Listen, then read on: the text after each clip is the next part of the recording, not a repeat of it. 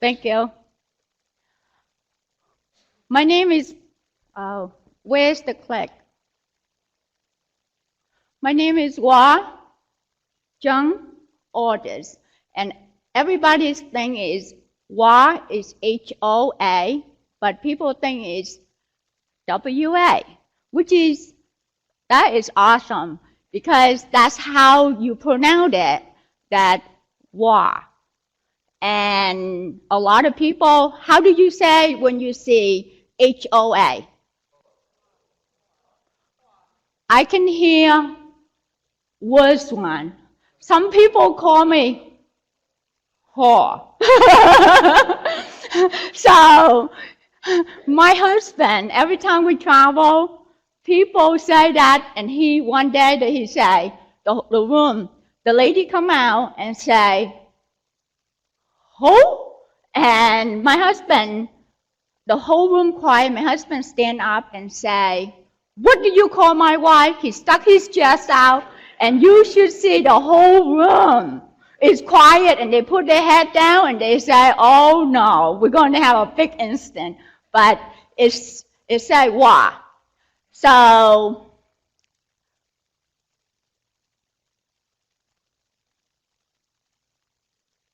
is this work? That's what I did. Okay. Just remember, just think of yourself as when you were 8. Put yourself in when you're 8 years old. Or you have children right now, is 8 years old. And with me, when I was 8 years old, that I was born in Vietnam, which is South Vietnam, and they call Châu Đốc, Kiên Giang, Vietnam. And I live off the Mekong River. Just remember my story from now, the Mekong River, and later on you can connect it. And 8 years old, I have to learn how to start a raw fire, which is from the scratch. Can you imagine 8 years old that your brother give you a match and some wood, you start your own fire? And when I achieve that, and he say, well, what? You have to make a pot of rice. And it's hard enough that most of us that have cook a pot of rice now, instant cook, you just put a cup of rice in there, a cup of water and whatever, and it just cooked and ready to eat, right? The way that you cook the old day, you have to let it boil, you take the wood out and let the ash, the coal, you have to turn the pot. When you leave, the rice get burned. So it's a science in cooking rice in the raw fire. So can you imagine 8 years old, you learn how to do that so you can help to feed your family. So my parents have by that time they have 6 kids. 6 kids. And my mom used to own a wholesale seafood. And in the morning, it's 2 o'clock in the morning, she had to order boat come in. This is the river, fresh fish. The boat come in, she literally wholesale the fish, so people buy it, resell it. And she have a really awesome business. And my dad worked for the government, and which is he's very high rank in the government, which is old South Vietnam. So later on you will connect. Just remember, I born in South Vietnam, very close to Cambodian line. And later on that you will is the merge into it. So the next, when I learned when I was 8. Okay.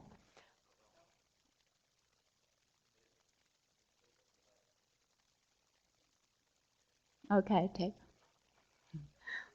That is my picture that was in the camp picture when I was 15 years old. And you have to see that is usually that, here I use it. I know. So do we have another? Oh. It's okay. So I born and raised, and then it's when my family, it keep going back.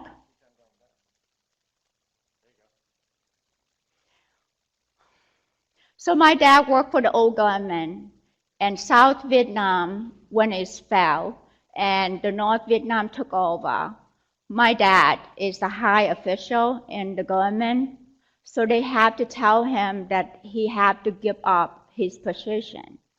And by that time, that means he gave up his position, go into 3 days after, we did not find him. So he went in, and they took him away. And my mom had 6 kids by that time, and have a business to take care of. And we haven't seen him for 3 days. And my mom had to give up the whole entire fish market to go and waiting for in the front of the prison to see if anybody see him, because he's so high efficient, rank in the old culture, and he can. So we hold my brother up, which is he's really young, to look over the fan to find that if they can see my father. And then my mom cooked the rice, and they write a letter to see that if anybody in prison that find my dad is Chung, that see him in there. And a week later, somebody say, yes, he's in the dark room. So they put him in the dark room. We did not know what happened to him. So my mom went and got like all fish and lobster, seafood, and give it to the official.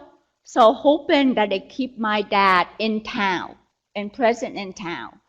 So eventually, that my mom lost the fish market, lost the fish retail, the wholesale, because every morning that she had to go there and looking for my dad. And my dad had to be in prison for what they call re-education camp. So for 12 months, when he come out, we start getting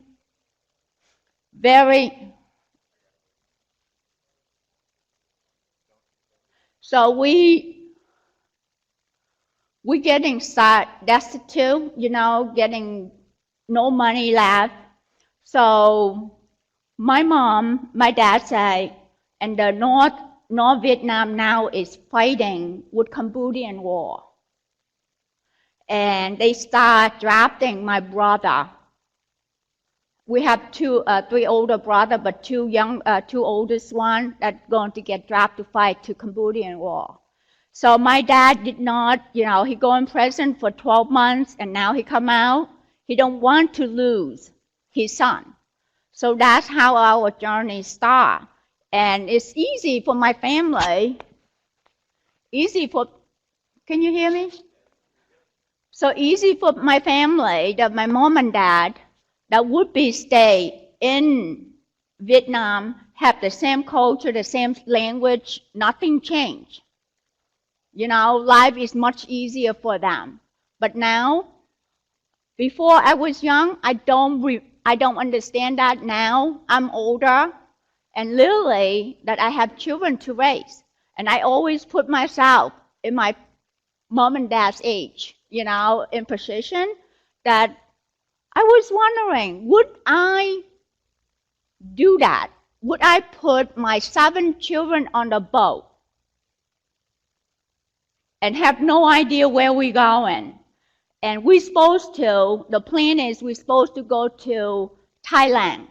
So they have 2 ways to do it. You escape from your river side. So I used to live in river. My family never lived in the ocean before. I never touched the salt water before. So we have to move to the ocean to escape. So his plan that go into Thai, which is when you walk there or you take a boat. So we took a boat. Some people walk there, they never see the light. So we got in the boat, 15 of us in the little boat. We continue going, we got pirate in the ocean. We saw this big ship and we thought that this big ship going to take us to a mainland, right? No, they start gutting us. They went down to our boat. They took whatever the good that we have. Lucky that my mom and dad, that when we got the boat and we saw them, and my dad's instant say, oh my God, I think we're going to get robbed. So my mom is instant take the $400 exchange to a dollar money. Instant went in the boat. They give my sister a loaf of bread. My mom took that $400, stick into the bread, and tell my sister, don't break and eat them.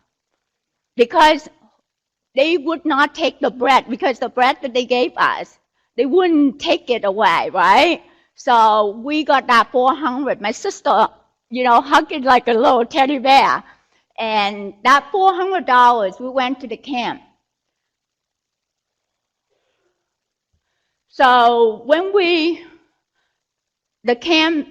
supposed to go to Thailand. Somehow our boat got driven to Malaysia. We are in 3 days in the ocean, huge ocean that we did not know where we're going. It's no idea. My dad only see the star in the day, and he just said, follow the North Star. Can you imagine that?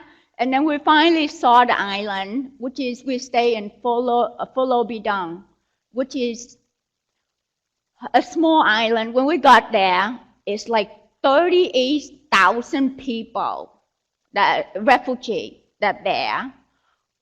And this, we go on internet, and I saw some pictures. So, that bridge, they call Supply Bridge.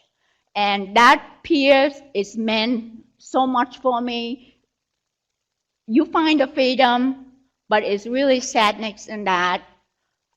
So many people that the bridge of freedom, but you don't know how long are you going to stay there. And some people that stay there for 3 years because they don't have anybody sponsor them. So when we stayed there in 6 months, my family say, oh, we're not going to go in America. Let's go Australia, because Australia would pick a big family. So our family, 10 of us, because my cousin come with us, so she become a number 10. And the Australians say, I would love to take your family, but we can't. Into the United States, reject you. And we didn't know what is that meant, because my dad was work for the old government, and the responsibility for United States picked my family first. So the United States have to reject us before any country would take us. So moving on, a year later, we finally got a interview, and they interview us, and we say we got to go to United States. So this is our new life from the camp for almost 13 months. Our new life, we end up in Massachusetts, and that is the home, the first home that we are living in. And the new life is such a different. When you're in the camp, you was with your peers. They speak Vietnamese, the same culture. It's hard life, but it's your tradition. You got connection. Now, we come to United States. It's cold. I remember we got from the airport, and first thing we saw, we say, "Oh my God, what country are we in? Oh, the tree is dead." So we and we couldn't speak English, and we all in the bus, and we're like, "What is this? It's cold." So we get to the airport, right? They give us a bin of coat, winter coat, and we're like, "What is this? Who wearing this?" We're on the short sleeve, the light clothes. Here you have to wear a coat with a hood, and it's not warm enough. We come out, this is March. This is only March. And we come and we open the door, and the wind just blow us right in. And we're like, what country are we in? So that's the difference. Your life give you on different way, and you have to embrace it. You have to do what the best you can. So my family go into this home. We figured out, I never see the high chair before because my sister was 3 years old. So they have high chair for us. And I would love to say thank you to the church sponsor us, because it's take a big church to sponsor 10 people, and it take the whole army for our family. The doctor, people going on. So you embrace the life that we have, and it's also you have to. So now I have to experience myself as the two culture. We have to tie together is either I'm going to be comfortable in my culture, or I am going to be exploring American culture. So responsibility for me, that is when I met Tom, I have arranged marriage. I don't know how many of you that in 1980, can you imagine you have arranged marriage? Yes, some of you is connected, So I have to choose what is important, and I choose not the comfortable way to do it, the old tradition. I want to be my own tradition. I want to have my own path. And Tom, well, is there anybody know this is my husband, Tom? Can you stand up? Tom Aldous. And we met. So it's every risk that I take when I fall in love with Tom, that means my family disown me. And I can see it that my family want what is good for me. They are in their Vietnamese tradition. They want their daughter to have what they cannot have. So they arranged this marriage that this guy have business, money, everything. Everything for me. Tom graduated from college, did not have anything, and he was in debt. So I didn't know that I'm married with a person in debt. So now it's live. It's only 20 minutes. We don't have that much time. So I hope that you are in consideration. So what you do is, I feel that is the culture is like business. What you doing? Learn as much as you can, and over the year that I help Tom. Tom is leading, but it's always everybody needs somebody have a right hand. And all of you have somebody that help you to go through whatever it is. Learn as much as everything that you can. Don't let yourself get behind, and take that risk. Blaze your own trail. Be confident and bring in everything that you can. The family, your family is good, it makes your job much better. And I always say is follow with your instinct. Your instinct is always tell you that whatever you do is you have to listen to that, and when you listen to that and you follow that, and guarantee you everything will be awesome. And thank you very much. And anybody have any question? And thank you for virtual audience. Anybody have question for me? Okay. And I wish that I have more time.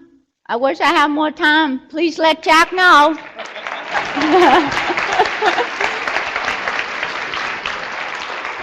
Can you see why we get along? You will be here for the networking lunch and the business card exchange right after the next session. So if anybody has questions, go to our table. All right. Thank you very much, Bob. Thank you.